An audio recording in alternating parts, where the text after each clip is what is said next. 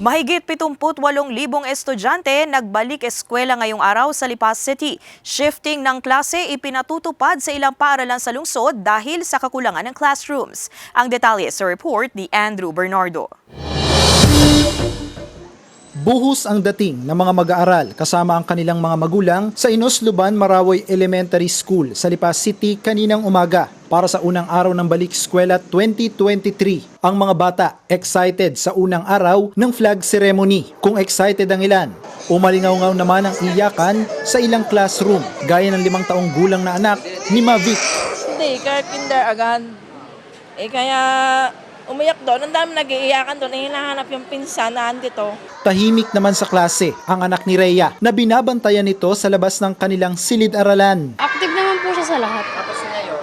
Okay naman po. Maya-maya din po, uwi na din po ako. Ayon sa pamunuan ng eskwelahan, papayagan daw muna nila yung mga magulang na ihatid yung kanilang mga anak dito mismo sa loob ng eskwelahan at bantayan doon sa labas ng classroom. Pero after Friday or next week, hindi na nila papayagan yung mga magulang at pwede na lamang sila mag-abang doon sa kanilang mga anak doon sa labas ng eskwelahan.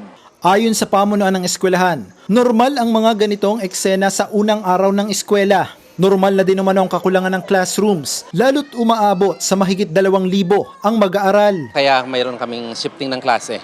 Kulang kami ng 16 na classrooms. Ang Inosluban Marawoy Integrated National High School, kinulang din ang classroom pero nagagawan daw ng paraan para sa higit 3,600 na estudyante. 2 shifts ang ating senior high. May mga buildings tayo na for repair. Pag yun ay naayos lahat at kami ay nagkaroon din ng panahon na mag-transfer sa ating building dyan sa unahan, sa admin building.